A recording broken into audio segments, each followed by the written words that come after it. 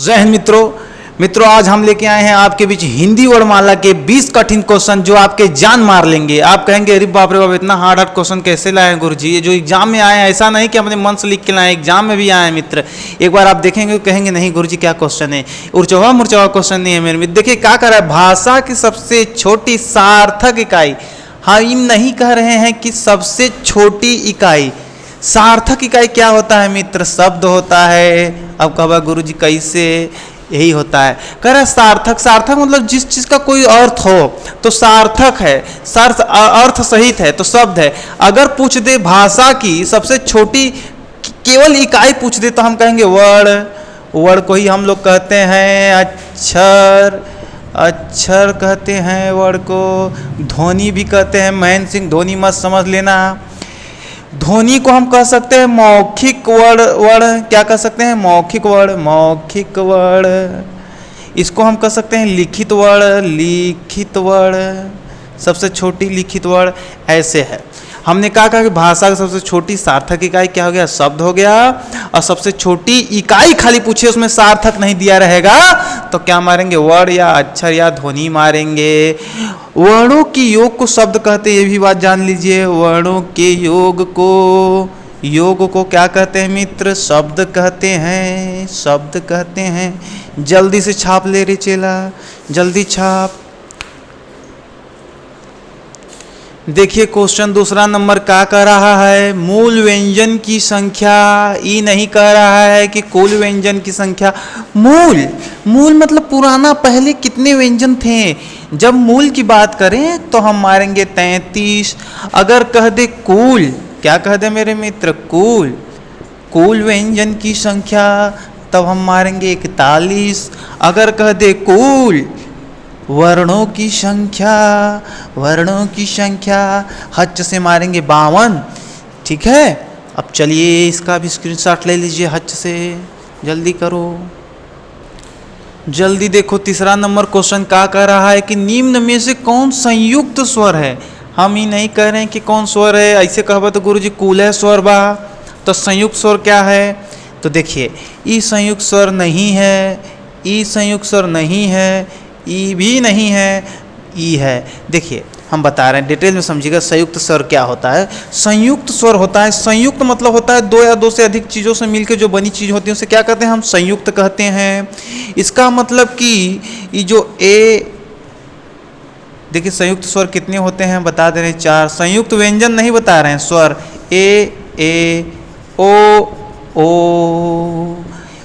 ओ। देखिए ये मिलके बना है आपका अ प्लस ई से, ए मिलके बना है अ प्लस ए से, ए मिलके बना है अ प्लस ऊ से, ए मिलके बना है अ प्लस ओ से।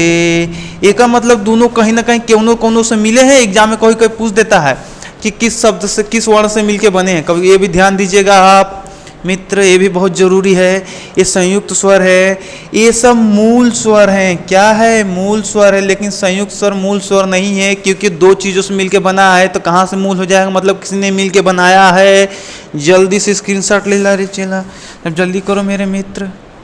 देखिए क्वेश्चन पूछ रहा है चौथा, क्या कह रहा है कि अंतःस्थ क्या होता है, अंतःस्थ किसे कहते हैं, अंतःस्थ क्या होता है। एग्जाम में कई बार पूछा है।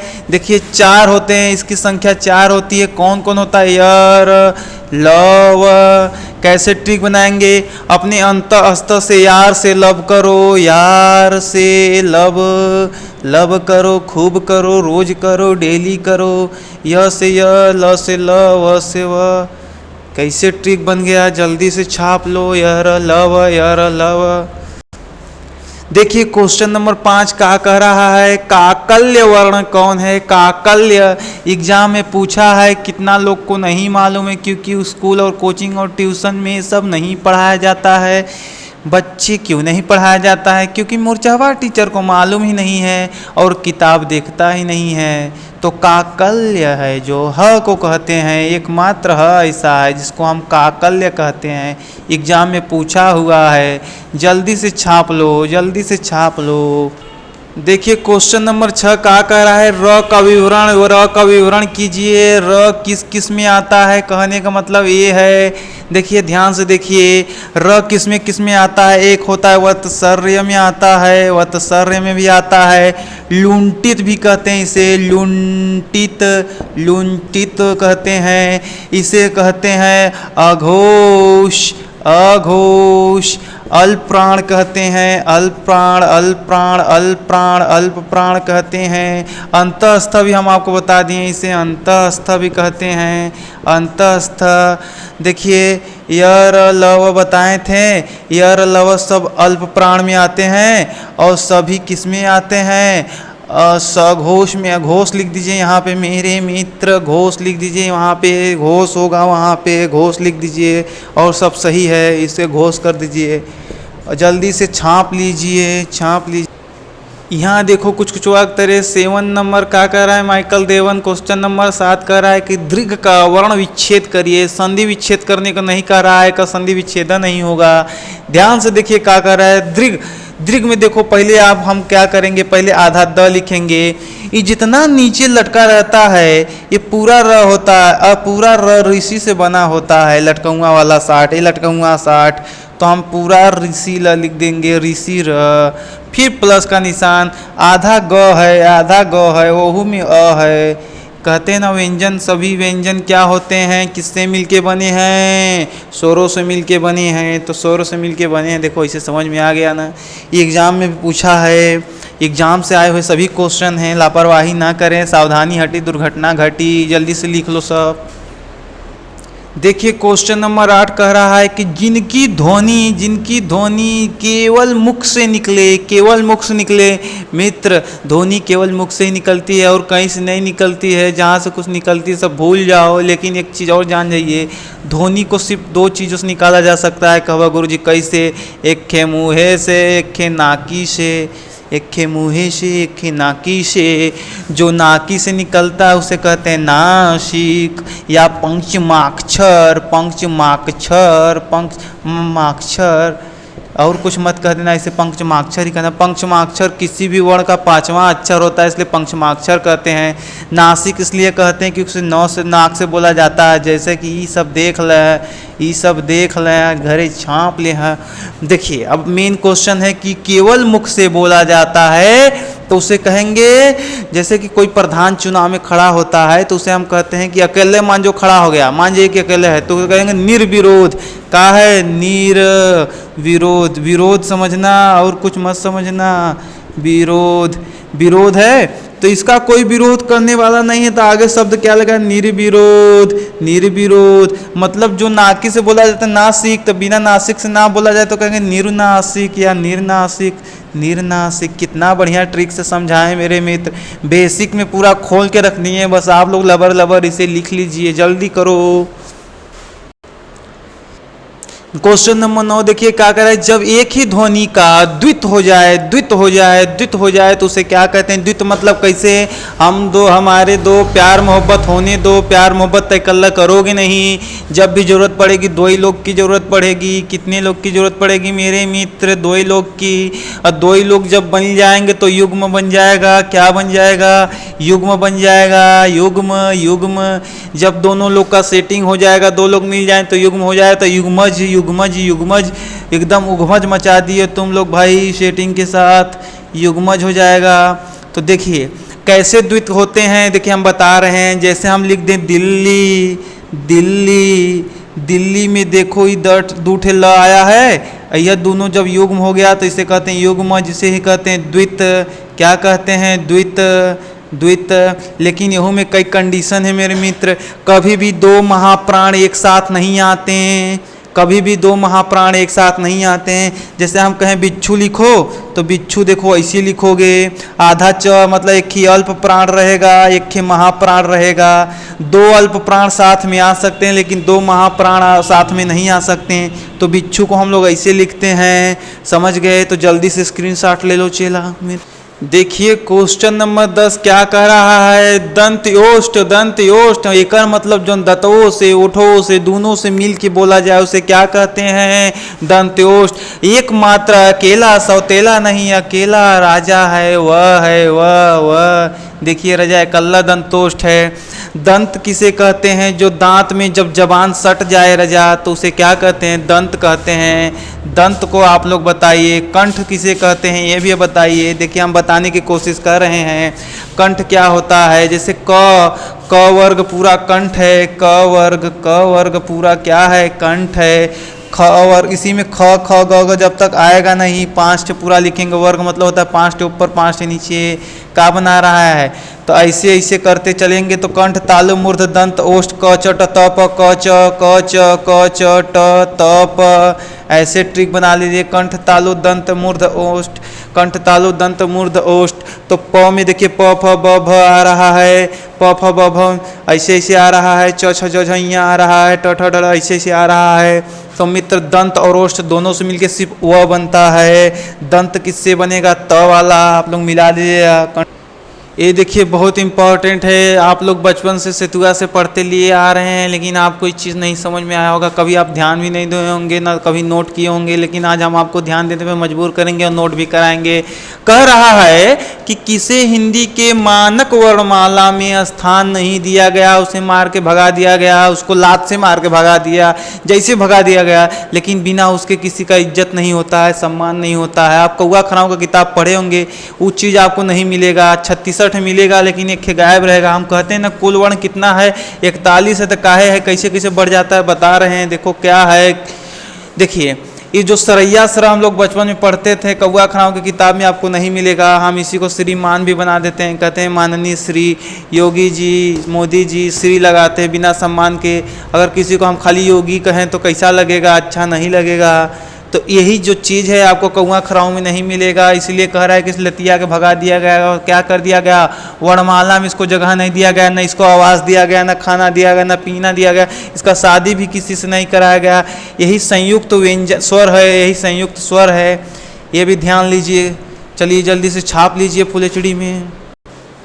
देखिए 12 नंबर क्वेश्चन क्या कह रहा है कि नुक्ता। नुक्ता नुक्ता नुक्ता क्या होता है, जैसे हम कह रहे हैं कि कोनो भी चीज़ काम हो रहा है तो उसमें आप नक्शा ज़्यादा बतियाते हैं, नुक्सा निकालते हैं। निकालते कि नहीं, कोनो काम हो गया तो उसमें अगर आप ज़्यादा उसमें समझदार है तो आप उसमें नुक्सा निकालते हैं। तो जिसको कम दिमाग रहेगा ज़्यादा नुस्खा मत निकालने के, चल जाओ। तो देखिए ये नुक्ता वो सही है। जैसे हम कहें क ख ग और ज और फ। देखिए इसमें क्या है कि नुक्ता दिया जाता है, नुक्ता दिया जाता है। इसे ही नवीन भाषा कहते हैं। नवीन है, नवीन वर्ड है, नवीन वर्ड है। एग्जाम में कई बार पूछा है, नवीन है, आधुनिक है, जो भी कह लीजिए। आजकल बड़ा लेटेस्ट ट्रेंड चला है, क्वेश्चन पूछ दे रहा है नुक्ता निम्न में से कौन नहीं है।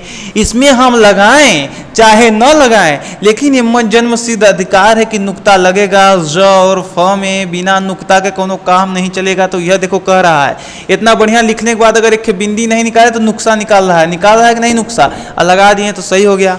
कई बार एग्जाम में पूछा है कि नुक्ता क्या होता है, कैसे कैसे होता है, किसने खोज किया था, ये भी पूछ देता है। तो कामता प्रसाद को भी मार सकते हैं आप, इसमें कोई दिक्कत वाली बात नहीं है।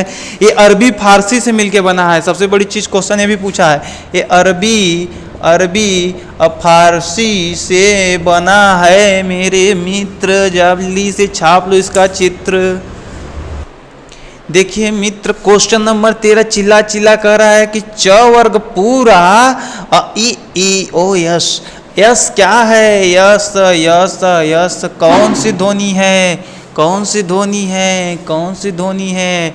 च वर्ग पूरा ई यस कौन सी ध्वनि है। तो हम लोग तुरंत मारेंगे तालव्य। तालव्य, तालु भी कह सकते हैं इसे, तालु, बहुत चालू। तालु कैसे कहेंगे हम, जैसे कहें कंठ, कंठ कंठ, तालव्य, कंठ क वर्ग पूरा, तालव्य च वर्ग पूरा, मूर्ध दंत ओष्ठ। ऐसे से हम आपको अभी बताए हैं, जस्ट बताए हैं। नहीं समझ में आ रहा तो मेरे वीडियो में आप लोग जाइए, मेरा एक वीडियो है वर्णमाला, ध्यान से कुछ कुछ आगे तेरे पढ़ लीजिए, पूरा डाउट दूर हो जाएगा। स्क्रीनशॉट छापिए जल्दी। देखिए क्वेश्चन नंबर 14 क्या कह रहा है मेरे मित्र, स्पर्शी संघर्षी। स्पर्शी संघर्षी व्यंजन क्या है, खाली स्पर्शी पूछ देता तो हम आपको बता दें कि क वर्ग से लेकर प वर्ग तक ये पूरा पांचों जो वर्ग है इसे ही हम स्पर्शी व्यंजन कहते हैं। क्या कहते हैं? स्पर्शी व्यंजन। लेकिन मामला यहाँ ए नहीं है, मामला यहाँ ए है कि पूछ रहा है कि स्पर्शी संघर्षी व्यंजन कौन है। तो हम मारेंगे च छ ज ज च छ ज झ। ये क्या है? स्पर्शी संघर्षी है। क्या है? स्पर्शी संघर्षी है। उम्मीद करते हैं ये भी आपको समझ में आया होगा। जल्दी से छाप लीजिए मेरे मित्र। देखिए क्वेश्चन नंबर 15 बहुत इंपॉर्टेंट, एग्जाम में कई बार आया है, चिल्ला चिल्ला कर देता है लेकिन लड़का हाय मैया हाय पापा करके रह जाते हैं। कुछ नहीं करना है आपको, ध्यान से पढ़िए। क्या कह रहा है कि उच्चारण के आधार पर स्वर नहीं है, मतलब स्वर नहीं है मतलब कुल स्वर देगा उनमें से आपको चिन्हना और पहचानना होगा। ऋषि मुनि मेरे गुरु ऋषि मुनि, ये जो ऋषि मुनि है, ये जो ऋषि है, यह स्वर नहीं है। किसके आधार पे? उच्चारण के आधार पे स्वर नहीं है। तो कितना है स्वर? क्या है? ये लिखित के आधार पे है स्वर। एक बार पूछा था लिखित के आधार पे कौन स्वर है, लिखित के आधार पर है स्वर, लिखित स्वर है। तो देखिए हम लोग एक बात और जान लेते हैं, लिखित के आधार पर 11 स्वर होते हैं, मौखिक के आधार पर आपका होता है 10 स्वर। ये भी आप लोग याद रखिएगा। इसको कहाँ से लिया गया है? मोस्ट इंपॉर्टेंट, ध्यान दीजिएगा मेरे मित्र इसका छाप लीजिए चित्र। इसको संस्कृत से लिया गया है, संस्कृत से लिया गया है। मतलब ये मूल स्वर नहीं है, ये भी हम कह सकते हैं। क्यों नहीं कह सकते हैं? क्योंकि ये संस्कृत से लिया गया है। इसका हम सिर्फ लिखने में यूज करते हैं। लिखित के हिसाब से 11 स्वर और मौखिक के हिसाब से 10 स्वर। तो गौन गायब हो जाता है, मौखिक में यही गायब हो जाता है मेरे मित्र। छाप लो रजा। देखिए बहुत इंपॉर्टेंट क्वेश्चन है। ऐसे तो मेरे सभी क्वेश्चन इंपॉर्टेंट हैं लेकिन ये बहुत ज़्यादा इंपॉर्टेंट है मेरे मित्र, ध्यान दीजिएगा। कह रहा है कि आगत ध्वनियाँ, क्या कह रहा है? आगत। तो अर्धचंद्र जो हम खोपड़े पे उड़ाते हैं, अर्धचंद्र जो हम खोपड़े पे उड़ाते हैं, जैसे ऐसे हो गया, ये क्या है? ये आगत ध्वनियाँ है। और नुक्ता भी हम आपको बताएं, नुक्ता न भिड़ाओ ज़्यादा किसी इसी, जैसे ज फ के नीचे नुक्ता लगाते हैं तो ये नुक्ता और अर्धचंद्र क्या है? आगत ध्वनियाँ है, आगत ध्वनियाँ है। आराम से हो, आगत ध्वनियाँ है। क्या है मित्र? स्क्रीनशॉट ले लीजिए सब लोग। अब देखिए क्वेश्चन नंबर 17 क्या कह रहा है कि आगत स्वर कौन है, आगत क्या होता है? देखिए ध्यान दीजिएगा इस पे। ई जो है नहीं, इसी को कहते हैं आगत। जैसे कि हम कह रहे हैं डॉक्टर लिखते हैं तो खोपड़े लगाते हैं, आपको हम बताए थे अर्धचंद्र। अर्धचंद्र इसके साथ मिल गया तो ये हो गया आगत। और खाली खोपड़े पे है, एकदम खाली नंगा ऐसे ही है तो क्या हो जाएगा? ए मित्र हो जाएगा अर्धचंद्र। तो आगत स्वर एग्जाम में कई बार पूछा है तो हम लोग इसको मारते हैं। जल्दी से स्क्रीनशॉट ले लो रे, जल्दी करो। अब देखिए क्या पूछ रहा है, आगत व्यंजन। खाली आगत व्यंजन बोला गया है, विदेशज भी कह सकते हैं इसे, ज और फ। अगर झटके में हम इधर ई लगा दिए तो इन नुक्ता चला जाएगा। ये हम घबराएंगे नहीं, गलती करेंगे नहीं। खाली पूछा है हमसे आगत पूछा है, आगत व्यंजन पूछा है, ज फ व्यंजन है। हम आपको बताए हैं स्वर क्या है, व्यंजन क्या है। तो ज और फ क्या है? आगत स्वर है, अरे सॉरी आगत व्यंजन है। अगर तनखो गलती किए तो गलती से मिस्टेक क्या हो जाएगा? नुक्ता हो जाएगा। स्क्रीनशॉट ले लो रे, जल्दी करो।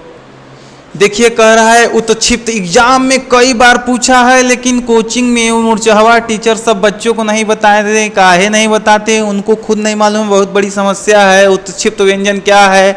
देखिए ड ढ जो है नहीं, ये क्या है? उत्क्षिप्त व्यंजन है। सबसे महत्वपूर्ण बात ध्यान देने वाली यहाँ पे ये है कि इससे कोई भी शब्द चालू नहीं होता है। कब? जब नीचे ऐसे लगा हो। देखिए जैसे हम कहें ढक्कन लिखने के लिए, तो ढक्कन को अगर हम ऐसे किए तो गच से रचा ढक जाएगा, गलत हो जाएगा। ढक्कन को लिखने के लिए हम लोग ऐसे लिखते हैं। डमरू हम लोग अगर कहें, अगर तुम डमरू ऐसे लिख रहे हो मेरे जान तो तुम गलत हो।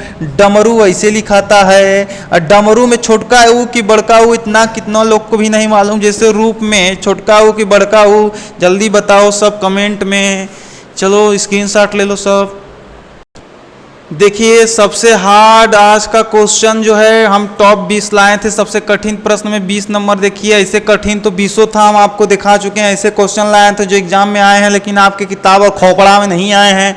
देखिए ट ठ ड ढ, ये क्या कर रहा है, ट ठ ड ढ, ये क्या कर रहा है, ये क्या है मेरे में तो मूर्धन्य है, क्या है मूर्धन्य है। आप धन्य हो जाएंगे इसको पाके। देखिए सबसे हार्ड क्वेश्चन रहा है, एग्जाम में पूछा है, बच्चे नहीं मार के आते हैं, यही मेन है। देखिए मेरे मित्र, हम आपके लिए बैक टू बैक 20 ऐसे क्वेश्चन लाए थे जो आपकी जान मार दिए। आपने देखा तो कहा नहीं गुरुजी क्या क्वेश्चन थे।